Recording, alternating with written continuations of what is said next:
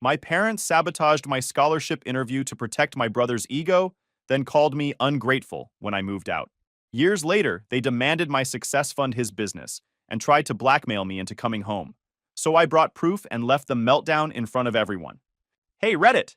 My family spent my whole life treating my brother like royalty and me like the extra. So I packed up, walked out, and started building something on my own. But apparently, cutting them off wasn't enough. They had other plans. Before we get into that mess, let me start from the beginning. I'm Nolan Hale. I'm 24 now, and it's been 6 years since I walked out of the bedroom I grew up in. Back then, I thought leaving was the hardest part. Turns out, staying gone was the real test. My dad Richard runs the family like a board meeting. My mom Elaine lives for what the neighbors think. And my brother Oliver, 2 years older, is the golden boy they call Dr. Hale, even though he dropped out of med school after his first year. I've always been the quiet one. I make short films with a secondhand camera and a laptop that barely works. It's not a hobby to me, but Dad calls it that. If it doesn't come with a paycheck, it's a waste of time to him. Mom says I'm too sensitive. Oliver calls it playing pretend. For 6 months, I'd been preparing for a national film scholarship. Industry mentors, funding, real projects. I'd shot 2 short films and had an interview lined up for Thursday night. I'd arranged time off work and borrowed a jacket to look presentable. 3 days before the interview, Dad brought up a family obligation at dinner. The logistics company was sponsoring a banquet in Oliver's name. Apparently, his research project, which was really just a summer internship, was being recognized. They'd booked tables, invited old colleagues, the works.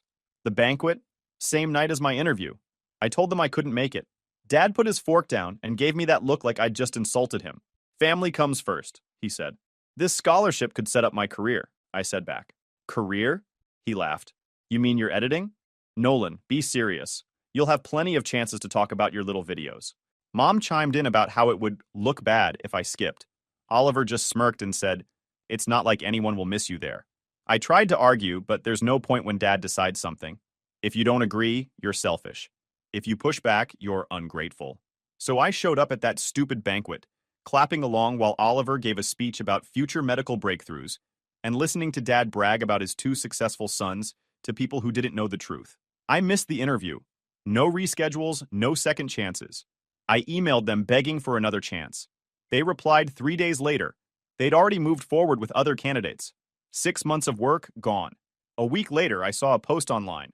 Oliver had submitted a short film to a regional contest. It won first place. The screenshots looked familiar, so I downloaded the video. It wasn't just familiar, it was mine. Same shots, same edits, even the original file names in the metadata. He'd taken my entire scholarship project, tweaked the opening credits, and put his name on it. The contest was small, maybe 40 submissions from a local business group. Nobody there knew about my scholarship application. Perfect place for him to steal it without getting caught. I confronted him in the kitchen. You stole my work. He barely looked up from his phone. If it was really yours, they'd know. Guess they thought it was mine. You had no right. Don't be dramatic, Nolan. It's just a video. You should be happy it won something. I turned to Mom and Dad, expecting some kind of reaction. Dad folded his newspaper like I was interrupting something important. Oliver's been under a lot of pressure, he said. It's good for him to get a win. And you, Mom added, should learn to share. This family supports each other. Share? It was the hours I spent filming after midnight. The editing I did while my hands shook from too much caffeine. The stories I wanted to tell. And they were calling it sharing. I walked to my room and sat on the floor staring at my hard drive. This wasn't a one-time betrayal. This was how things had always been. By the time the sun came up, my mind was made up. I wasn't going to sit around and wait for them to do it again. I wasn't going to beg for them to see me. If they wanted Oliver to be the only son worth anything, fine. They could have him. I was done. I left that house the same night. I didn't slam doors or yell, I just packed a camera bag, a duffel with clothes, my hard drive, and the laptop. That was it. I left a short note on the kitchen counter. Don't wait up. I'm done. And walked out without looking back. The first 2 nights I crashed on a coworker's couch. It was cramped and awkward, but I didn't care. It was still better than sleeping under the same roof as people who treated me like I was nothing. On the 3rd day, I found a listing for a tiny apartment on the east side. It was a rundown 2-bedroom with peeling paint, a leaky faucet, and paper-thin walls. But the rent was low enough that I could afford it if I kept working. The other room was already taken by a guy named Luke Carter. Luke was 28, a couple of years older than Oliver. He used to run a small tech startup, but his uncle pushed him out when it started doing well. He told me that on the first night over takeout boxes and cheap pizza, family will screw you faster than strangers, he said. Not bitter, just stating it like a fact. We clicked right away. Luke was blunt, sarcastic, and had this calm way of talking about things that made them feel less overwhelming. Over time, he became more like the older brother I wished I'd had, the kind who gives real advice and doesn't treat you like a punchline. Life got busy fast. I picked up a morning job at a small coffee shop near the apartment, then did evening shifts delivering food. Most nights, I came home past midnight, grabbed a quick shower, and worked on videos until I couldn't keep my eyes open. I started a film channel under a fake name and posted weekly. First video got 60 views, then 112, then 74. Luke gave me notes on pacing when we watched them together. A few weeks after I moved out, Aunt Linda called. She was the only one in the family who ever treated me like I was more than Oliver's shadow. "I heard you left," she said gently. "I'm proud of you, Nolan."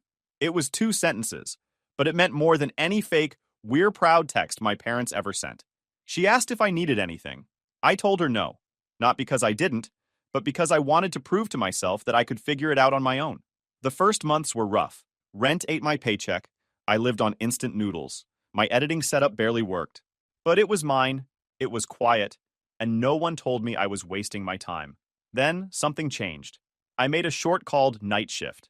It followed a janitor, a nurse, and a delivery driver working through the night in the same city, but never crossing paths. It was simple, raw, and honest. I posted it like usual and forgot about it. A week later, I got an email from the city's Arts Council. Someone on their panel had seen Night Shift and shared it internally. They wanted to award me a small arts grant and pair me with a mentor at a local film incubator.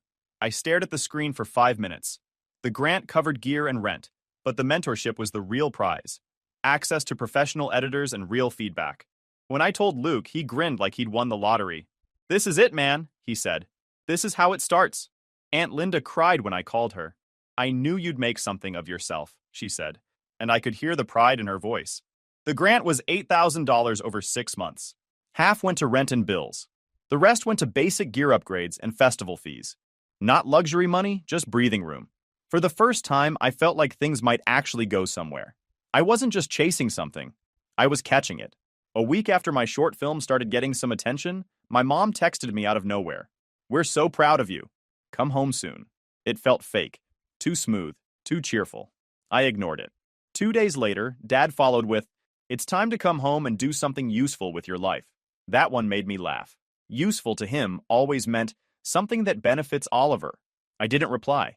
I found out later how they even knew about any of it. Aunt Linda had shared one of my short films on Facebook, just trying to be supportive, and Mom saw it.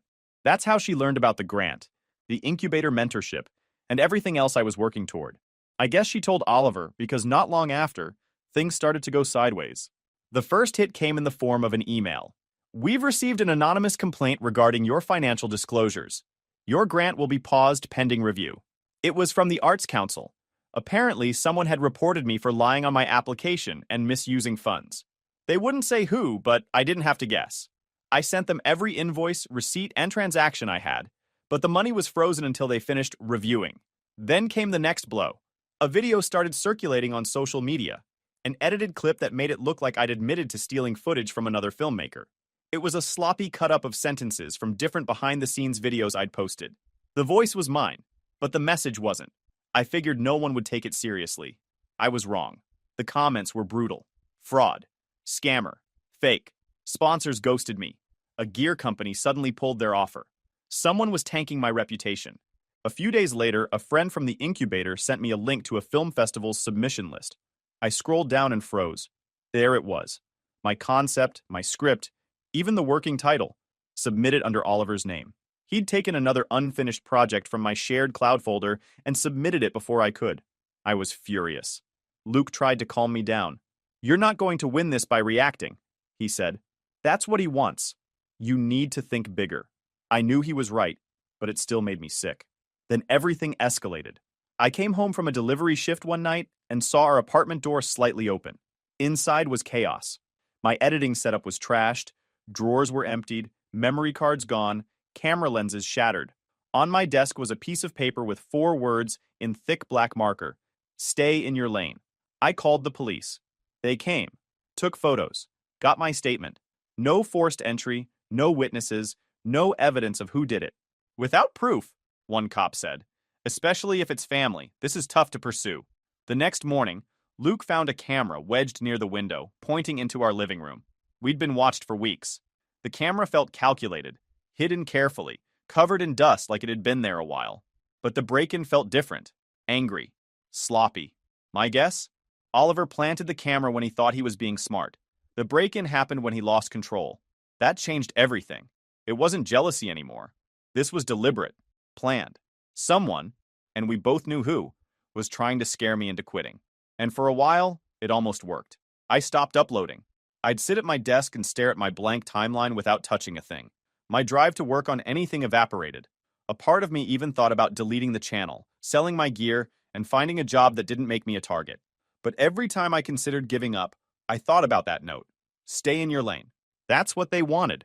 For me to shrink back down and disappear so Oliver could keep pretending I didn't matter. One night, Luke walked into my room holding 2 coffees. If you're gonna quit, do it because you want to, he said. Not because some spoiled idiot smashed your stuff. He was right. I wasn't going to hand them that win. The next morning, I opened a new project file and typed the title, Negative Space. This wasn't going to be another short film. It would be a full documentary, not just about me, but about people who'd had their work stolen, their names dragged, their reputations trashed. People who were told to stay in their lane. I started outlining interviews, scripting voiceovers, and piecing together the story. Every message, every screenshot, every suspicious upload. I started cataloging it all.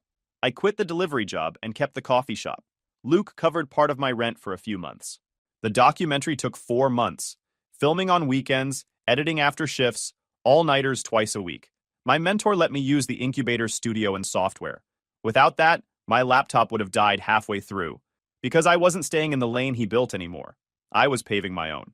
The first thing Luke said when I told him about the documentary idea was, if you're going to do this, do it smart. No angry rants, no half-baked evidence. You need receipts for everything. And that's exactly where we started. We spent the next few nights turning my mess into a plan. Luke helped me organize every piece of proof I already had. Screenshots of the fake video posts, timestamps from when Oliver uploaded stolen footage, emails from the grant committee, and text messages from my parents that tried to guilt me into coming home. We created a timeline, line by line, from the night I left my parents' house to the vandalism in my apartment. We upgraded security first. Luke installed a better lock and motion sensors. We also backed up all my work on encrypted drives. One stayed hidden in the apartment, another went to Aunt Linda's place. She offered to keep it safe without asking too many questions. She was the only one who didn't need the full story to understand why I didn't trust anyone else. Luke traced the anonymous tip email to my hometown. We combed through metadata on the stolen files. They still had my original creation dates. The most surprising evidence came from Aunt Linda. She was looking through old family photos on the shared cloud everyone forgot about. She found a folder labeled N Projects, drafts of posts attacking me, the fake video files, even a document called Reputation Management Strategy. Oliver had used it as backup and never cleaned it out. Kept all the evidence because he never thought he'd get caught. I reached out to the mentor from the incubator, who had offered guidance when I won the grant. I explained what was happening without giving too many details and asked for advice. She told me to talk to a lawyer who specialized in creative property and digital rights. She even recommended one. He worked on contingency for the IP theft. No upfront cost. For everything else, I paid $200 a month. Luke kicked in $800 for filing fees and told me to shut up when I tried to pay him back. The lawyer's advice was simple. Don't go public yet. The more you talk online, the more they can twist. Build your case quietly. Then when you move once, and hard. He helped me start a formal process for a demand letter against Oliver for intellectual property theft and defamation. It wasn't a lawsuit yet, but it was the first legal step. I started filming Negative Space. Not me crying, but how this happens to anyone building something. I filmed night shifts, interviewed other creators who'd been plagiarized, and captured my empty desk where the broken gear used to sit. It wasn't pretty. It wasn't even polished, but it was honest. And that was the point. I posted a 3-minute preview, break-in clips, screenshots, a voiceover about envy. A film blog picked it up. Views jumped from hundreds to tens of thousands. The attention brought new opportunities. A small documentary collective reached out to offer feedback. They even asked if I'd consider submitting negative space to a festival they partnered with. I wasn't ready yet, but I thanked them. The idea of my story reaching a real audience made me work harder. The documentary collective waived my submission fee through a festival partnership. Without that, I couldn't have afforded the $75 entry. Then came the email I wasn't expecting. A major independent film festival accepted negative space for its upcoming showcase. I stared at the message for a full minute before I believed it. My first feature-length project, born from sabotage and anger, was going to screen in front of real critics and industry people. The timing couldn't have been more perfect, because just a few hours after that email arrived, I got another one from my mom. We're hosting a family dinner this weekend. Your father says we can help repair your reputation if you're willing to be reasonable. A separate message from Dad followed. We can fix this. Let's talk like adults. There was no apology. No mention of the vandalism, the theft, the lies. Just another attempt to make me feel like I needed them. I showed the text to Luke. He raised an eyebrow. They're scared, he said, and they're trying to pull you back in before you do something they can't control. I agreed to go, but not for reconciliation. I wanted information. I wanted their words recorded. Luke and I planned it out. I'd wear a small recorder in my pocket, and he'd sit in the car outside with a laptop marking timestamps as I texted him coded messages. The plan wasn't about revenge. Not yet. It was about being prepared. By the time dinner day arrived, Negative Space was deep in production. I had hours of footage, more evidence than I'd ever imagined, and a legal path starting to form. For the first time since leaving home, I didn't feel powerless. And this dinner wasn't going to change that. They thought they were pulling me back under their control. What they didn't know was that I was finally ready to expose everything, and I wasn't going to do it with yelling or revenge posts. I was going to do it with proof. I showed up to the dinner at my parents' house on a cold Sunday evening. I hadn't been there since the night I left, and it felt strange standing on the same front porch I used to race up as a kid. Mom opened the door before I could even knock. "Nolan," she said, smiling like we were long-lost friends. She pulled me into a hug that lasted too long and felt fake from start to finish. Inside, everything looked exactly the same. My old photo from middle school still hung in the hallway, crooked and forgotten, like they'd never noticed it was tilted. Dinner was already set. A long table covered with too many dishes for 4 people. Dad sat at the head of the table with a glass of water, scrolling through his phone. Oliver leaned back in his chair, phone in hand too, acting bored like he was doing me a favor by even being there. "Glad you could finally make time for family," Dad said without looking up. "Glad you invited me," I said, keeping my voice even.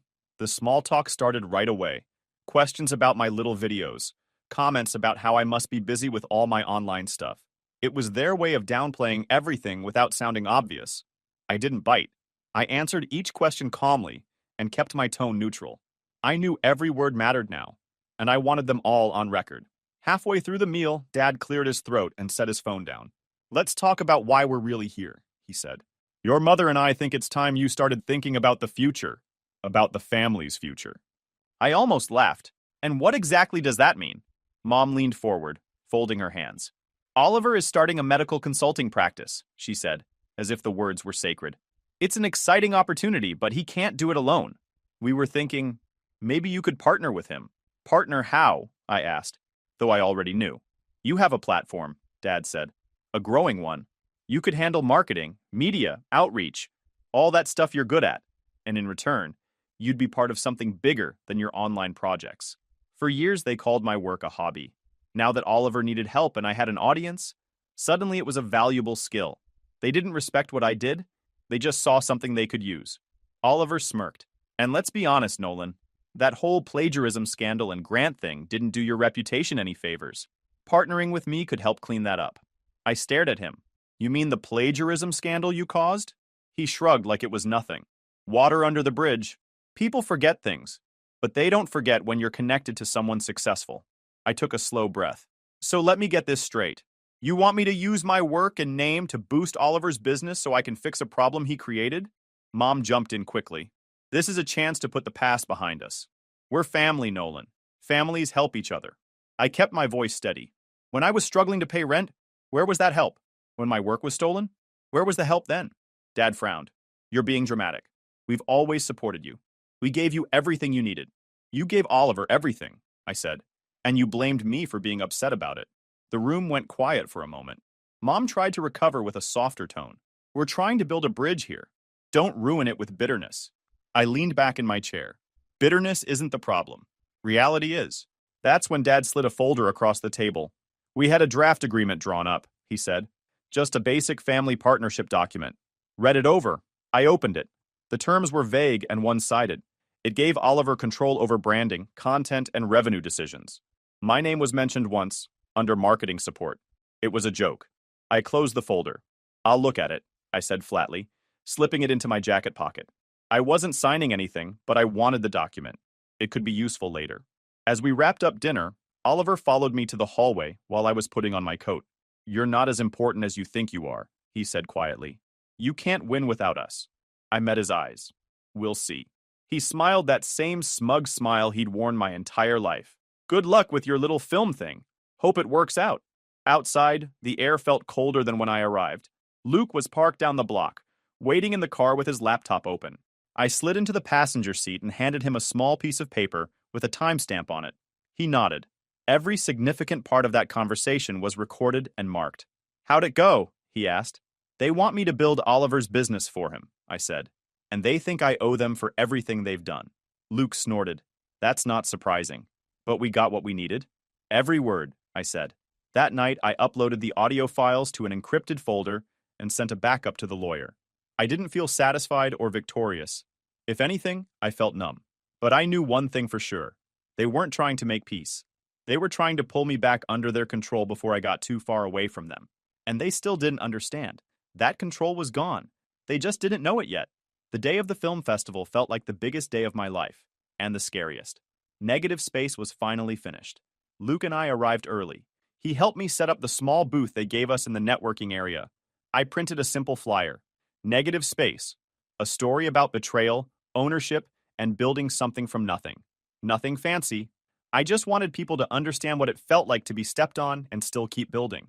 The screening was in one of the mid-sized auditoriums, and to my surprise, it was almost full. A few students, some local filmmakers, a handful of critics, even a couple of producers I recognized from YouTube projects I'd followed. I sat near the back with Luke. My hands wouldn't stop shaking. The lights dimmed, and the opening scene played. A shot of my broken desk, memory cards scattered on the floor, that note taped to the wall, stay in your lane. Then came interviews. A musician whose song was stolen and re-released under a label's name. A photographer whose work was reposted thousands of times without credit. A designer whose brother claimed his portfolio as his own. And woven between their stories was mine. Not exaggerated, not dramatized, just facts, supported with emails, screenshots, timestamps, and video evidence. When the credits rolled, there was silence. Then applause. Real applause. Not polite clapping, but the kind that grows louder because people mean it. A couple of folks stood up. Someone yelled, "That was incredible!" I just sat there frozen, trying to process it. Afterward, people came up to talk. A small indie studio asked if I'd consider expanding Negative Space into a series. A journalist from an online film magazine asked if they could interview me. Even a documentary festival coordinator handed me a card and said, "We'd love to feature this next year." It was overwhelming, in the best way. Then, as Luke and I were packing up, I saw them. My parents. Oliver. Standing by the exit, watching the crowd around me. My stomach turned. Of course they showed up. Of course they couldn't just stay away. Mom was the first to speak. "We saw your film," she said. "It was intense. Honest," I corrected. Dad crossed his arms. "You made us look like monsters. I didn't make you look like anything." I showed what happened. Oliver stepped forward. "You could have handled this privately." I laughed once. "You made fake videos about me, broke into my place, and stole my work. You don't get to lecture me about private." He flinched, but didn't back down. "You're not going to get away with this." Get away with what? Telling the truth? That's when Dad tried a different tactic. "You've embarrassed this family. Do you have any idea how this makes us look?" "Yeah," I said, slinging my backpack over my shoulder. That's the point. I walked away before they could say anything else. I didn't owe them a debate. The article about the film dropped 2 days later. It went viral on social media. The brutally honest documentary everyone should watch. It wasn't trending numbers, but it was everywhere in the creative community. Not mainstream viral. The average person had no idea who I was. But in indie film circles and creative spaces where Oliver was trying to build a career, his name was toast. My parents didn't get it. They thought they still had leverage because the documentary hadn't reached their social circle. They didn't realize the game had already changed. The message hit people hard. I got emails from strangers thanking me for saying what they couldn't. A few even shared their own stories of family members or companies stealing their work. I didn't hear from Oliver for months. Aunt Linda said he tried claiming I edited things out of context, but other people he'd screwed over started coming forward. His name became a joke in creative circles. She told me he threw a glass at a family dinner and screamed that I'd ruined his life. Dad had the stroke a few weeks after that. The attention brought more than just praise. The lawyer called me to say our case had gotten stronger. The stolen footage, the fake plagiarism claims, the vandalism, the messages, it was all now part of an official civil suit. Oliver was being served. And because my parents had defended and enabled him, they were being named too. The fallout was immediate. Oliver's film festival submission was disqualified after the organizers saw the evidence. The medical consulting practice he'd been planning suddenly lost investors. Even a clinic he'd been trying to partner with backed out. Word travels fast when you're caught lying. Then came the message I never expected. Aunt Linda texted me. Your mom called. They're panicking. They want to talk before the lawsuit goes any further. I ignored it. A few hours later, Dad called. Then Mom. Then Oliver. I let every call go to voicemail. If they wanted to talk, they could do it through lawyers now. One night, about a week after the festival, I was working on a new project when Luke walked into the room with a grin. You're not going to believe this, he said, tossing his phone on the desk. It was a news article. Viral documentary inspires new funding for Creative Rights Initiative.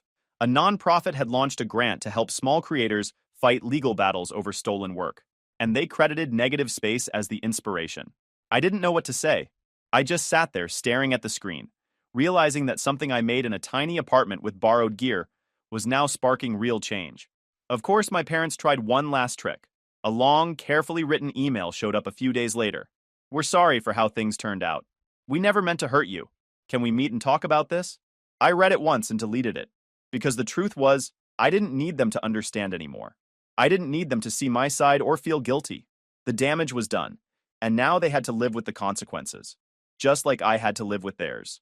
The night before the lawsuit papers were officially filed, Luke and I stood on the balcony of our apartment. The city buzzed below us, and for the first time in a long time, I felt calm. This is just the start, he said.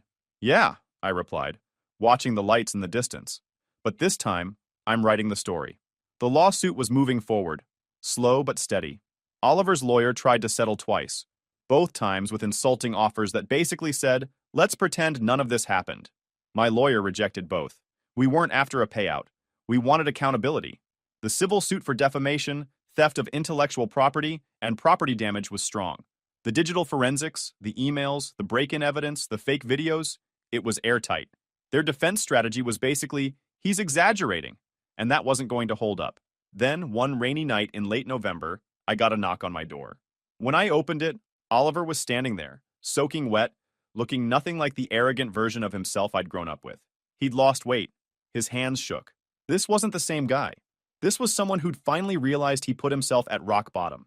His clothes were wrinkled, his hair was a mess, and his face looked tired in a way I'd never seen before.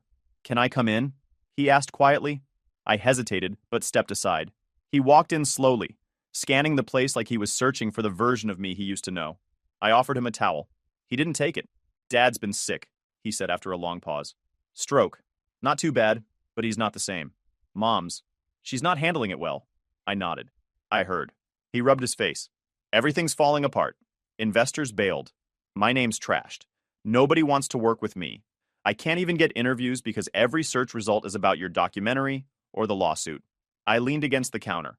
That's what happens when you spend your whole life thinking you're untouchable. He flinched. I know I screwed up. Screwed up? I said, my voice low but steady. You didn't just screw up, Oliver. You tried to destroy me. You broke into my home. You spread lies. You stole my work. You watched me through a camera. And you never once thought you were wrong. He didn't argue. He just stood there, eyes red, staring at the floor. I thought I was supposed to be the successful one, he whispered. That's what they always told me. If you started doing better than me, then what was I? I didn't have an answer for that. Maybe he didn't either. After a long silence, he finally said, I'm sorry. Not because of the lawsuit, or because my life's falling apart. I'm sorry, because I treated you like you were less than me. You never were. For a second, I almost believed it. But part of me also knew this was probably too late. You don't undo years of damage with one apology. Still, hearing it mattered. Not for him, but for me. I appreciate you saying that, I said. But sorry doesn't erase what you did, and it doesn't mean I'll drop the lawsuit. He nodded. I know. I'm not asking you to. We stood there for a while, the rain hitting the windows, neither of us really knowing what to say. Before he left, he turned to me one last time. I'm leaving town, starting over somewhere else. I don't think anyone here will ever forget what I did. Maybe that's a good thing, I said. He left quietly, disappearing into the rain. I never saw him again after that night. Aunt Linda told me later that he moved to another state and was working under a different name. I didn't feel happy or angry, just done. Like that part of my life was finally sealed shut. The lawsuit wrapped up a few months later. We won. The judge ruled in my favor on every count. Oliver and my parents had to pay damages, issue a public apology, and remove any remaining false content. More importantly, there was now a permanent legal record of what happened, something they couldn't rewrite or deny. Life after that felt lighter. I released another project, a short series exploring creative ownership in the digital age, and it gained even more traction than Negative Space. My following grew, and so did the opportunities. I was invited to speak on panels, collaborate with other filmmakers, and mentor younger creators who'd been through similar situations. Every time someone told me, "Your story made me keep going," I remembered all the nights I almost gave up. 5 years after Negative Space first screened, I held a small gathering in my studio. Just a handful of close friends, Luke, Aunt Linda, and a few people I'd met along the way. We ordered takeout, drank coffee, and watched the film together. Near the end, Luke raised his glass and said, "To staying out of lanes." We all laughed, but I knew what he meant. I'd spent most of my life being told where I did and didn't belong. And now, finally, I was living entirely on my own terms. Later that night, I stepped out onto the balcony and looked out over the city. It was quiet, just the faint hum of traffic below. I thought about the scared 18-year-old kid who left home with a backpack and $1,200. I thought about the smashed camera gear, the fake videos, the betrayal, and every single time someone told me I wasn't enough. And for the first time, I didn't feel anger when I remembered it. I felt grateful, because if they hadn't tried to break me, I never would have learned how strong I was. If they hadn't taken everything, I never would have built something that was truly mine. And standing there, I realized I didn't need revenge anymore. I'd already won. They had to live with what they'd done. I got to live with what I'd built. And that was more than enough. YouTube just dropped this new hype feature. If you're hooked on this story, smash that hype button. It tells YouTube this video deserves to blow up, and it keeps even crazier stories coming your way.